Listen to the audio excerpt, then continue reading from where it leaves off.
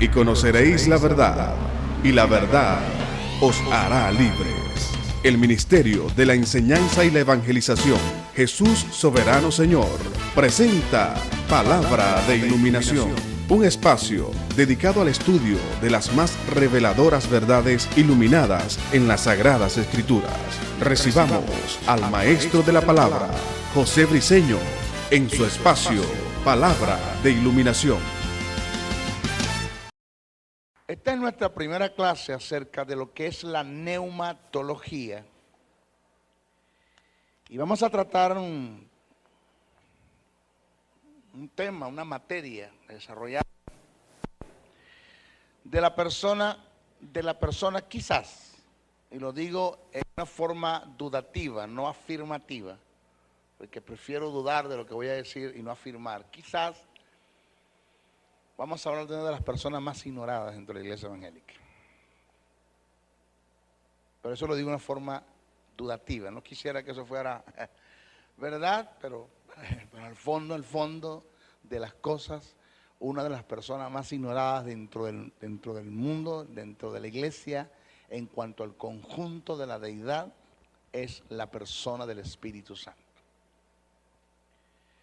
Hoy vamos a comenzar la materia, vamos a conocer no todo, porque por favor, ¿quién puede estudiar a la persona del Espíritu en lo general? ¿Quién puede alcanzar todo el conocimiento? Eso es muy difícil, pero vamos a tratar de ir llegando pasos. El Juan 14, verso 15 al 18. Jesús dice: si me amáis, guardad mis mandamientos, y yo rogaré al Padre y os dará otro consolador para que esté con vosotros para siempre. El Espíritu de verdad, oído que no dice de la verdad, oído que no está el artículo determinado incluido en la oración, dice el Espíritu de verdad, no está el artículo determinado de la verdad, porque el Espíritu Santo es verdad, es su naturaleza, la verdad es, Él es la verdad. Dice el Espíritu de verdad, el cual el mundo no puede recibir. Vamos más adelante a explicar por qué no lo puede recibir, porque no le ve ni le conoce, pero vosotros le conocéis, porque mora con vosotros y estará en vosotros. ¿Cómo así?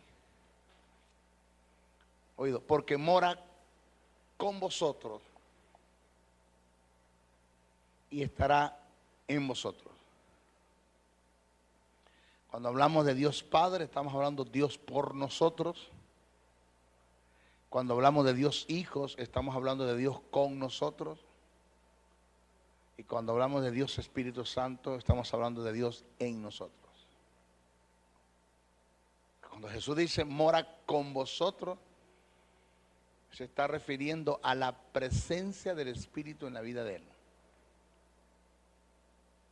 Ahora, si una persona como Jesús, siendo el Verbo, necesitó en todas las extensiones, en toda la vida, para llevar a cabo el ministerio, para llevar a cabo lo que Dios le encomendó hacer, si necesitó de la persona del Espíritu, ¿quién es usted y quién soy yo para no necesitarlo?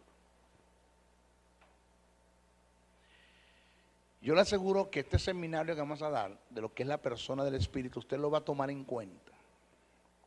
Porque déjeme decirle algo, présteme atención ahora. El que usted no viva una vida en el Espíritu. O sea, nadie puede vivir una vida en el Espíritu si no conoce el Espíritu. Nadie. Vivir en el Espíritu no es vivir hablando en lengua, interpretando, ayunando, orando. Eso no es vivir en el Espíritu.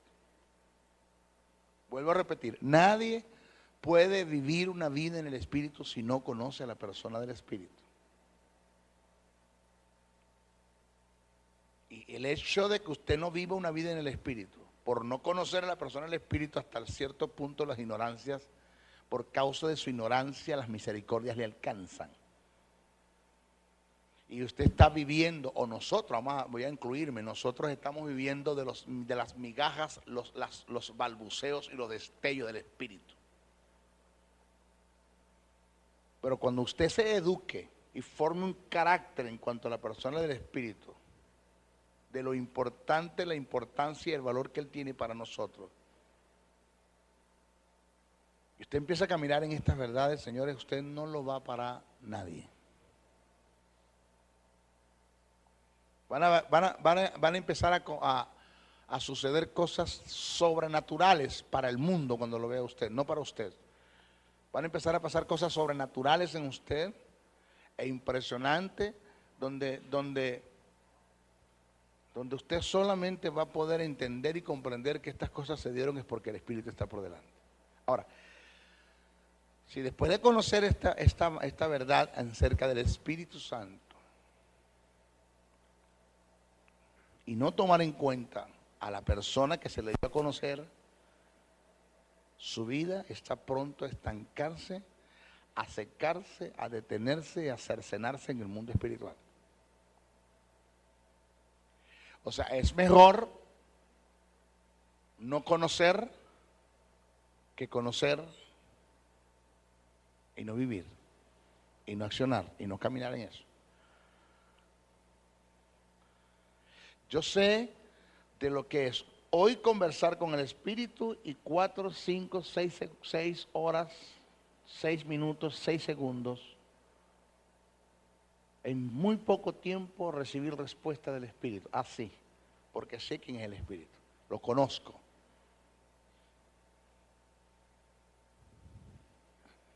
Paul Young Ishop en un momento estuvo acá en Venezuela, en el Poliedro. Y Paul Young Ishop, como todo predicador, siempre llegan de último, ¿no? Él llegó de primero. Habían escasas personas a lo que le cabe el Poliedro, había muy pocas personas. Y se paró con el micrófono delante, se puede decir detrás del micrófono. Sus dos asistentes a la derecha y a la izquierda. Y empezó a llorar. Ver la gente llegar al Poliedro y empezó a llorar. Había algo que lo compungía, que lo contristaba, que lo hacía triste, su ser, su existir, su alma. En su alma había una tristeza muy grande.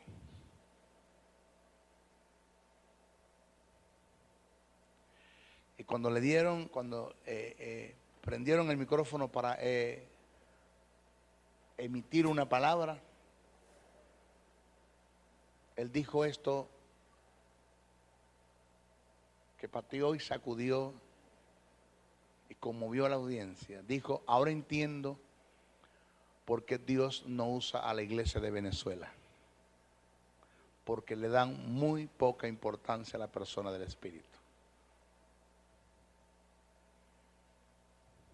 Ese fue el mensaje. En mi congregación, donde yo pastoreo, dijo él, no hay lugar para el chiste, ni para el brollo, ni para el comentar, ni para la novedad. Todo el que va llegando se va inclinando ante la presencia del Espíritu.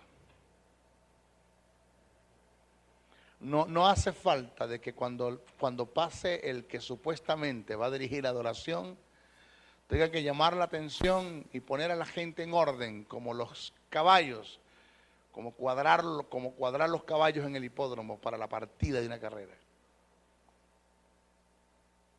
Que cuando el que supuestamente va a dirigir la adoración comience, ya hay un ambiente espiritual, porque usted como creyente y como feligres y como templo del Espíritu lo ha producido ya, lo ha comenzado, lo ha adelantado.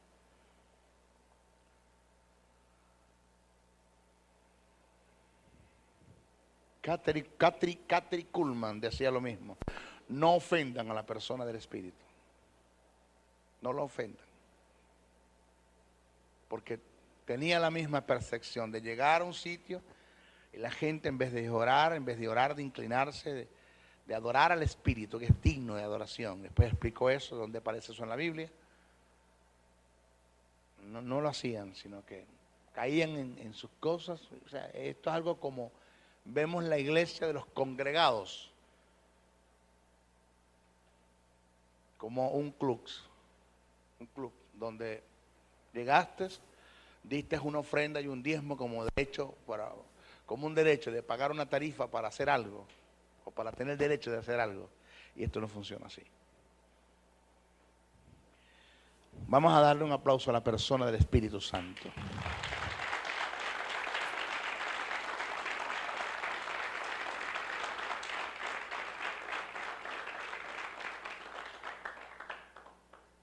Dice, si me amáis, guardad mis mandamientos, y yo rogaré al Padre y os dará otro consolador para que esté con vosotros para siempre. El Espíritu de verdad, el cual el mundo no puede recibir porque no le ve ni le conoce, pero vosotros le conocéis porque mora con vosotros y estará en vosotros. No os dejaré huérfanos, vendré a vosotros. Fíjese, una de las advertencias que el apóstol Pablo hace a la iglesia en relación al Espíritu Santo es el tener cuidado de no contristar o apagar al Espíritu, según lo registrado en Efesios 4:30 y primera carta a los Tesalonicenses 5:19. Oído, conquistar o apagar. El contristar o apagar viene como resultado de no darle al Espíritu Santo el lugar que le corresponde. Y por consiguiente, es dejarlo inoperante. Esto se debe a la falta de conocimiento que la iglesia en su mayoría tiene acerca de la persona del Espíritu Santo. Usted hace un análisis entre los creyentes, o hace un interrogativo entre los creyentes acerca de lo que es la persona del Espíritu, las funciones del Espíritu en cuanto a la iglesia, en cuanto al mundo, en cuanto a la creación, la relación del Espíritu con las personas de la deidad, con las otras personas de la deidad. Es muy poco lo que la gente le sabe hablar, le sabe decir de eso. El apóstol Pablo dejó establecido que bajo ningún concepto debemos ignorar nada de lo que tenga que ver con el Espíritu. El texto dice así, muy mal escrito, está en la Casidura de Reina, muy mal escrito. Primera carta a los Corintios 12:1, está muy mal escrito. Dice, no quiero, hermanos, que ignoréis acerca de los dones del Espíritu. Debemos dejar en claro que en los originales no se escribió así. En los originales está escrito así como se lo voy a citar ahora.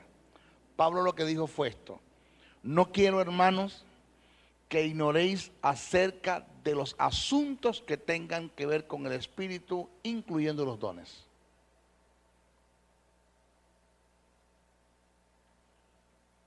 No solamente está relacionado, el texto está relacionado a los dones, sino está hablando de la persona de los dones, que es el Espíritu. Cabe destacar que la ignorancia, además de ser un arma que Satanás se está usando en contra de la iglesia para tratar de destruir la iglesia, atentar en contra de ella, también es un instrumento que cercena la bendición y el progreso de Dios en cuanto a la persona del Espíritu. Porque nada, escuche, nada, que más adelante voy a tocar el tópico ese, nada de lo que usted va a recibir de Dios y de lo que usted va a recibir del Padre lo va a recibir si no es por el Espíritu. Ya Dios hizo la obra, ya Jesús hizo la obra. Todas las cosas que usted vaya a recibir de Dios y las vaya a recibir de Cristo, las va a recibir por el Espíritu, el canal. Así como Cristo fue quien te llevó al Padre, el Espíritu es quien te lleva al Padre y te lleva a Cristo. Punto. Si yo tuve la necesidad de aceptar a Jesús por el convencimiento, o de aceptar el plan de salvación por el convencimiento de pecado del Espíritu Santo para llegar a Dios, también tengo la necesidad de aceptar la persona del Espíritu en todo lo relacionado a Él para poder llegar o poder obtener lo que el Padre quiere que yo obtenga y poder obtener lo que el Hijo quiere que yo obtenga.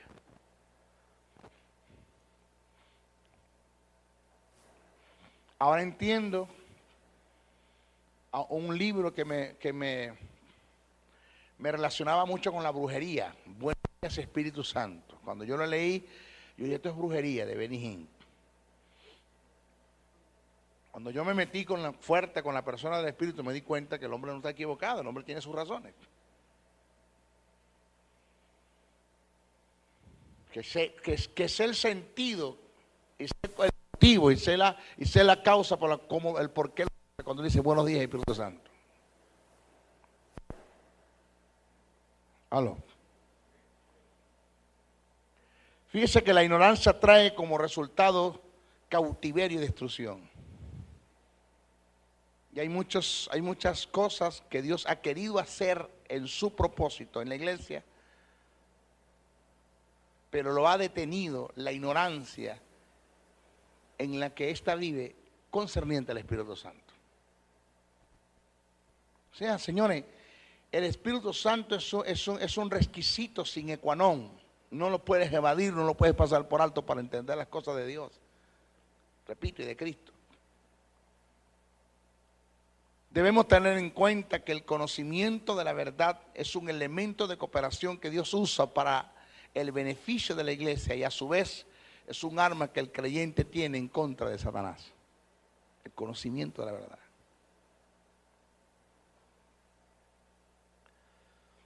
Sin la verdad nunca podremos avanzar y jamás podremos vencer. Metes eso en el espíritu. Sin la verdad nunca podremos avanzar y jamás podremos vencer.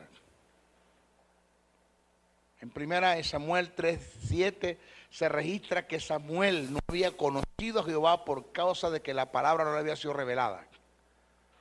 Por falta de conocimiento, un hombre dejó de conocer a Dios con todo y que ministraba en el templo. Y no conocía a Jehová. ¿Tú se imaginas el montón de gente que están acá arriba subidos, acá arriba, ministrando, supuestamente, adorando, y no conocen? No saben ni lo que están haciendo. Allá abajo. Por eso es cuánto no hay en nuestros tiempos ministrando en el altar y no tienen conocimiento ni siquiera de lo que es el Espíritu Santo. Jesús dijo que bajo la ignorancia no se podía ser efectivo en las cosas que hacemos.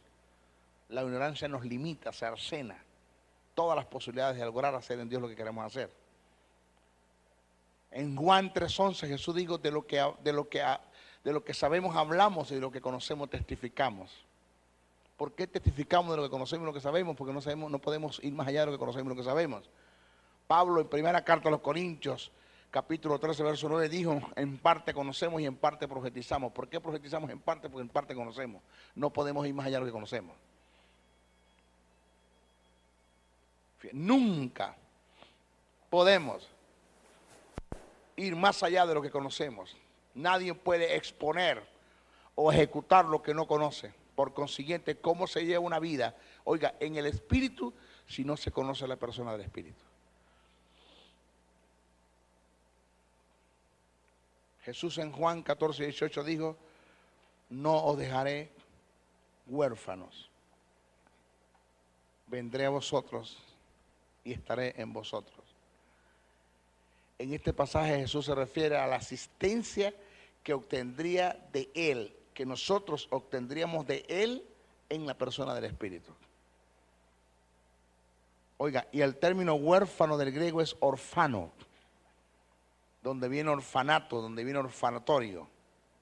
Orfano, que en este pasaje Jesús se refiere a la asistencia que obtendríamos de Él en la persona del Espíritu. El término huérfano es del griego orfano, de donde se deriva el término castellano orfanatorio.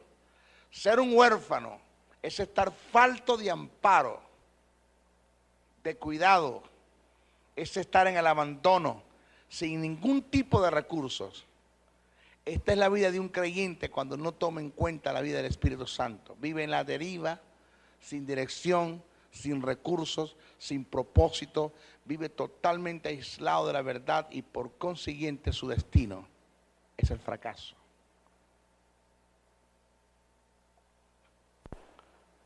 Fíjese.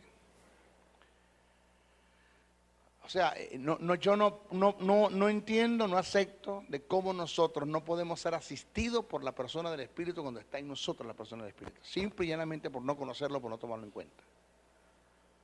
Vivimos como ¿qué? Como los huérfanos. Jesús dijo, sin mí nada podéis hacer. Nada. Si el Espíritu Santo vino a ocupar el lugar de Jesús como el Paracleto, que es lo que se conoce en el griego el Paracletón, entonces es lógico que sin el Espíritu Santo nada podemos hacer en el propósito de Dios. Por causa de estas verdades que se han dicho en la introducción, nace la necesidad de preparar este seminario que nos servirá de gran ayuda para ser eficaces en la vida del Espíritu. Vamos a dar el concepto de neumatología. Tenemos que comenzar por allí. Es un término compuesto del griego neuma, que es espíritu, y logía, estudio. La neumatología es la ciencia que se encarga de estudiar todo lo relacionado con el mundo de los espíritus, incluyendo la persona del Espíritu Santo. La neumatología estudia en cuanto a los espíritus, su naturaleza, carácter, propiedades, valores, sus obras y operaciones. En cuanto al Espíritu Santo, la neumatología es considerada parte de la teología sistemática que estudia todo lo relacionado a la persona del Espíritu de Dios como parte del conjunto de la deidad.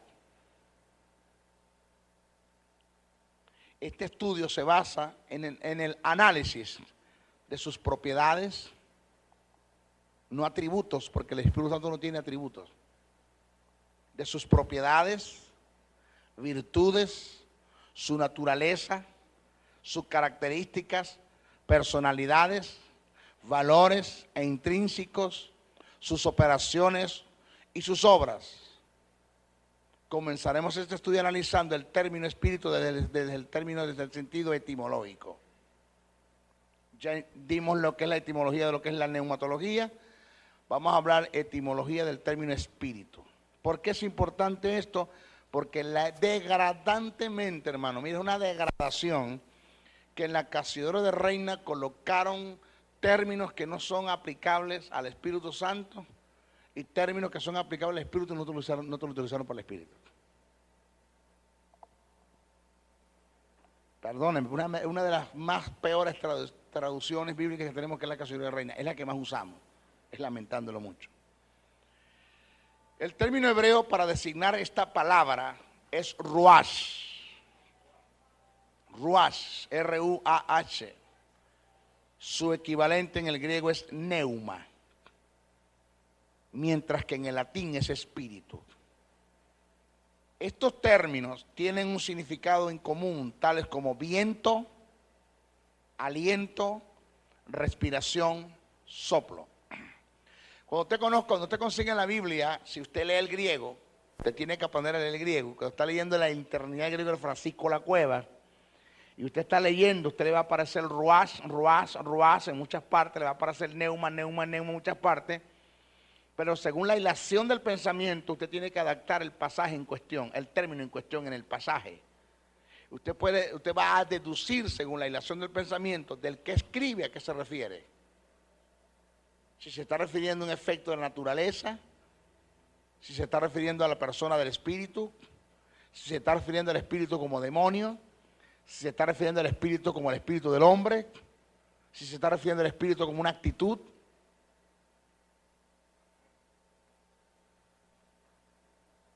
Y eso es importante tomar en cuenta eso, para el estudio. En nuestros textos sagrados se utiliza para hacer referencia a cualquiera de estas acepciones, solo tomando en cuenta el pensamiento del emisor o del que escribe, es que se puede hacer una deducción y aplicación apropiada del término, ajustándolo al pasaje en cuestión. Por esta causa fue determinante asumir una posición basado en las reglas denominadas hilación de pensamiento. Para mayor comprensión daremos ejemplos del caso tomando en cuenta un pasaje del Antiguo Testamento y otro del Nuevo Testamento, en los cuales se emplean los términos ruás del hebreo y neuma del griego con diferentes aplicaciones. Ejemplo. Cito Ezequiel 37:9.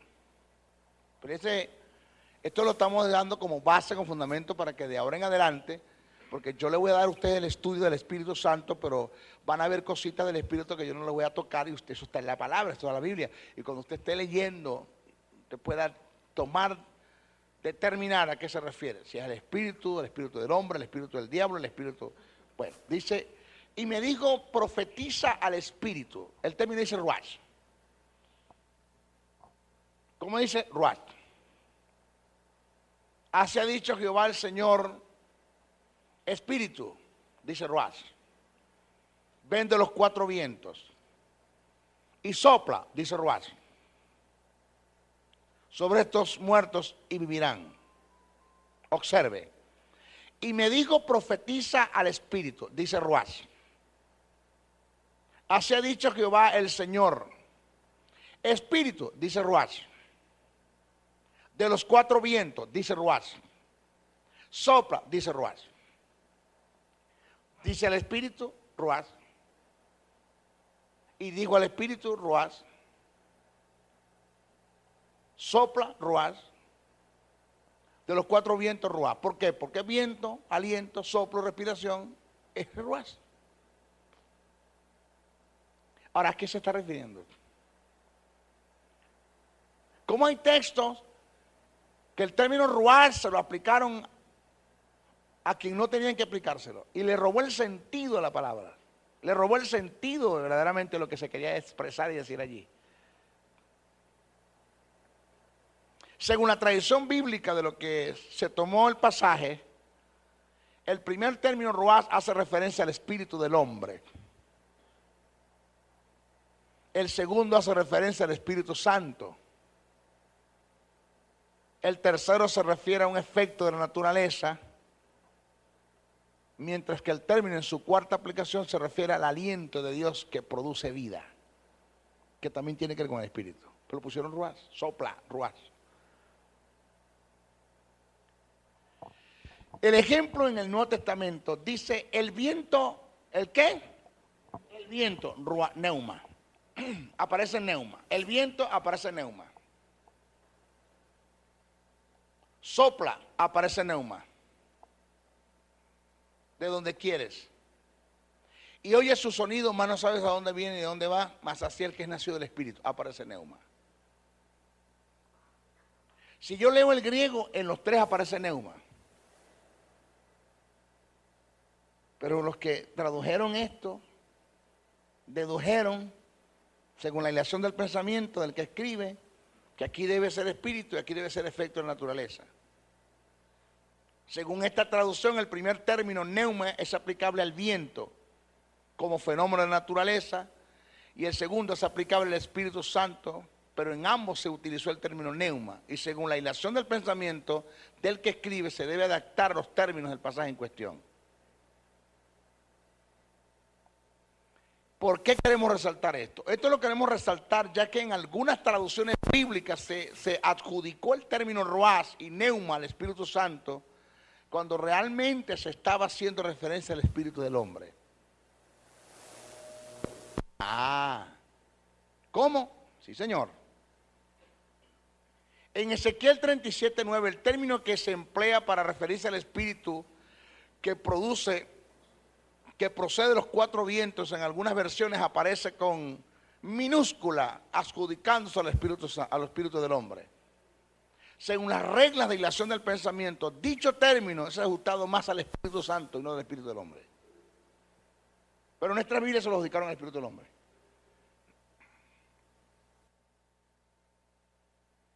Por ejemplo, en el Nuevo Testamento, digo pues andad en el Espíritu, mayúscula. Primero, en griego no hay mayúscula ni minúscula. Eso no existe. Es acá donde me colocaron mayúscula para el Espíritu Santo y minúscula para el Espíritu del hombre o el Espíritu del demonio. Okay, dice, digo pues andar en el Espíritu, mayúscula. Y no satisfagáis los deseos de la carne, porque el deseo de la carne es contra el Espíritu, minúscula. Y el del Espíritu es contra la carne. Y estos se ponen entre sí para que no hagáis lo que quisierais.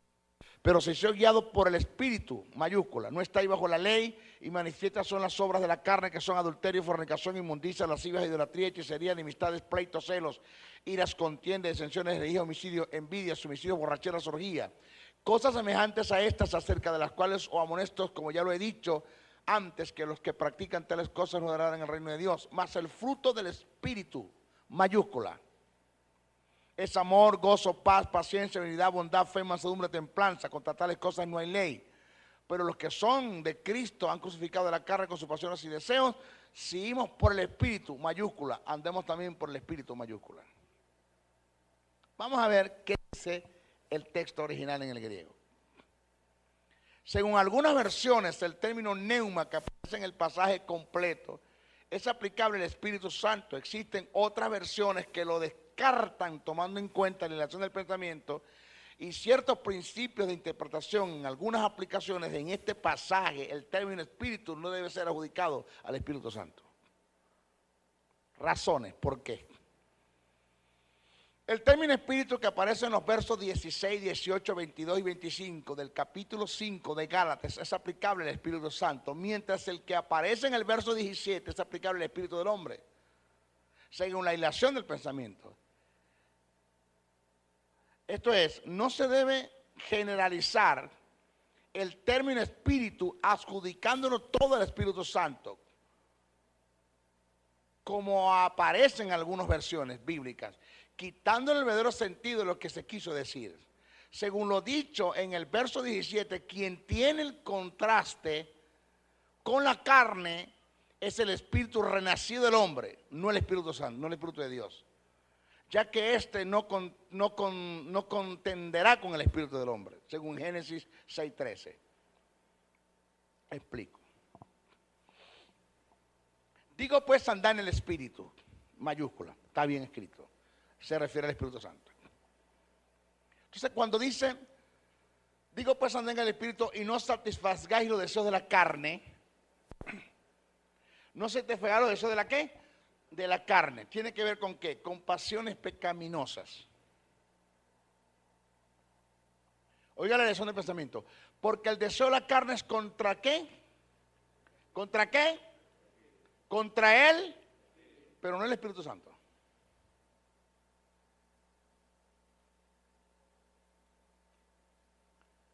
O sea, ahí no se está refiriendo al Espíritu Santo.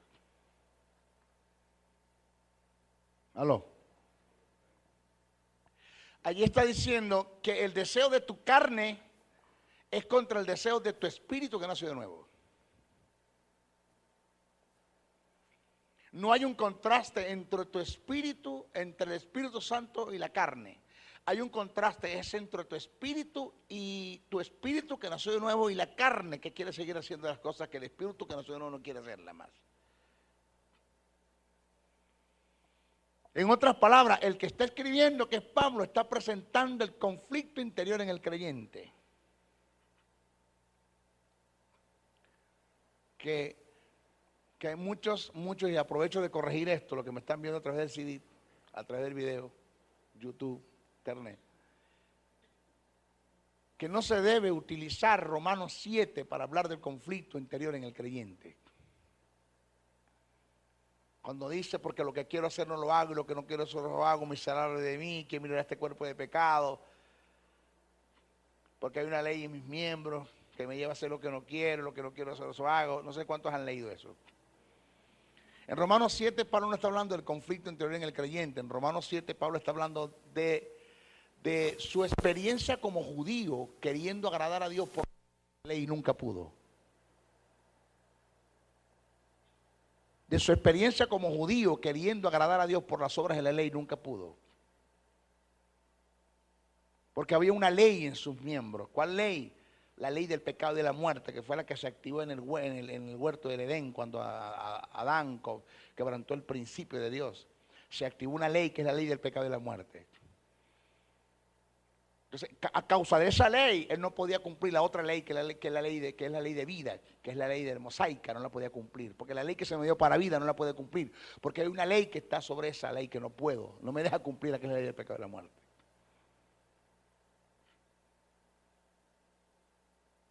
Eso es lo que viene hablando Pablo. Entonces, cuando usted analiza Romanos 8, en Romanos 8 Pablo habla del creyente, Pablo canta victoria sobre el pecado, habla del creyente renacido, ya el de nacido de nuevo. Dice, pero ninguna condenación hay por los que están en Cristo Jesús. Romanos 8. En Romanos 8 me canta victoria. Porque en Romanos 8 está hablando de su experiencia como creyente. En Romanos 7 su experiencia como judío. Entonces Romanos 7 y Romanos 8 no me está hablando del conflicto interior en el creyente. Romanos 7 me está hablando de su experiencia como judío, cómo no pudo agradar a Dios por el estado de pecado en el que estaba. Y Romanos 8 me habla de su experiencia como hombre regenerado y redimido por Cristo, de que no tiene que agradar a Dios, porque quien agradó a Dios fue Dios, quien agradó a Dios fue Jesucristo por el sacrificio que hizo en la cruz del Calvario. Ninguna condenación hay por lo que está en Cristo Jesús. Pero cuando tú vas a Gálatas 5, 16 en adelante, en Gálatas no te está hablando del conflicto interior en el creyente.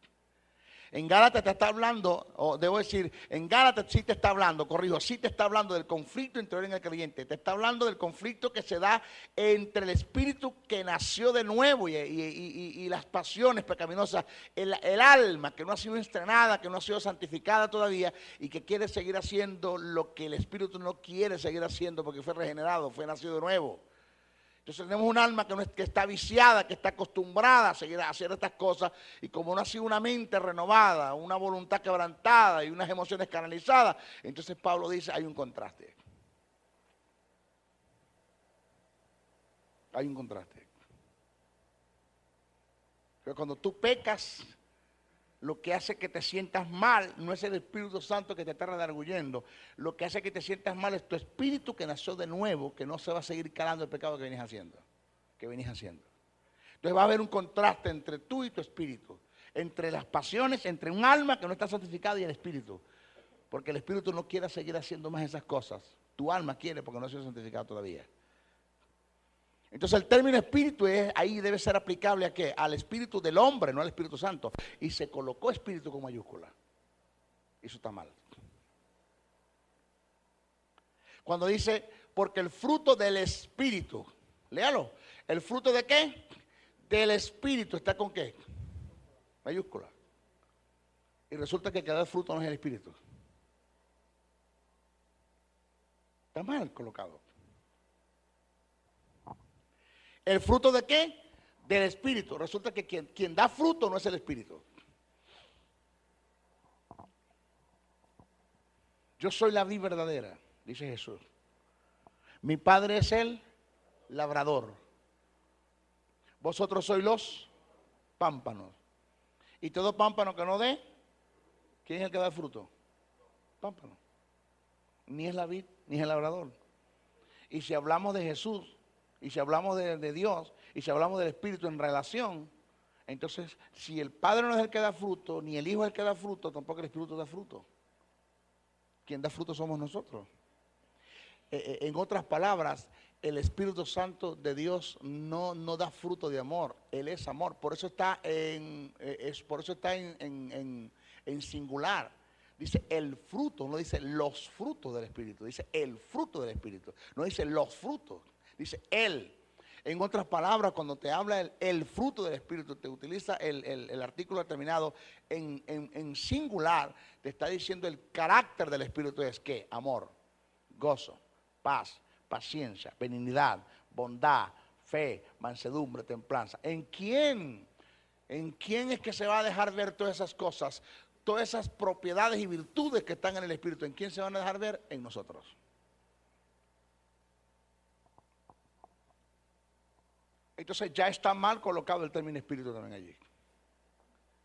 porque lo colocaron con mayúscula y no tiene relación con el Espíritu Santo. El término es al espíritu del hombre y el fruto del espíritu. ¿Cuál espíritu? El que vengo hablando, el renacido, el que nació de nuevo, el que tiene contraste con la carne, porque las obras de la carne son adulterio, fornicación, inmundicia, lascivia, idolatría, hechicería, enemistades, pleitos, celos, iras, contiendas, disensiones, de homicidio, borrachera, torría. Todas estas cosas que tú estás haciendo con la carne, que proceden de un alma que no está santificada, van a chocar con tu espíritu que ha nacido de nuevo, porque tu espíritu no se va a seguir calando eso. Entonces el fruto del espíritu es que, ¿de qué espíritu? De tu espíritu, que lo que el Espíritu Santo es se va a reflejar en ti. ¿De cuál espíritu? Del renacido, del que tiene contraste con el alma.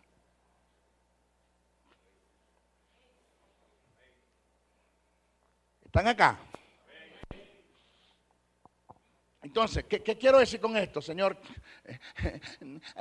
Dígale al Espíritu Santo, dame amor. No, yo no te puedo dar amor. Todo el amor de Dios está en ti. Refléjalo tú, manifiéstalo tú.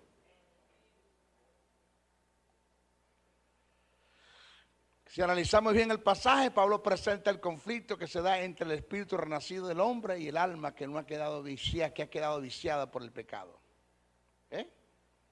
Por otra parte, según en algunas posiciones teológicas, el término neuma que aparece en el verso 22 para hacer referencia al fruto debe ser aplicado al espíritu renacido del hombre y no al Espíritu Santo. De no, habría un contraste, una contradicción con lo dicho por Jesús en el Evangelio de Juan, donde se dice que los que dan frutos son los pámpanos, no la vid ni el labrador.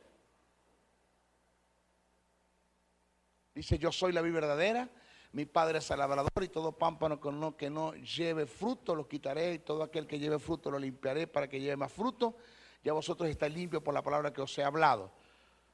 Permaneced en mí y yo en vosotros, como el pámpano no puede llevar fruto por sí mismo, si no permanece en la vid, así tampoco vosotros, si no permanecéis en mí.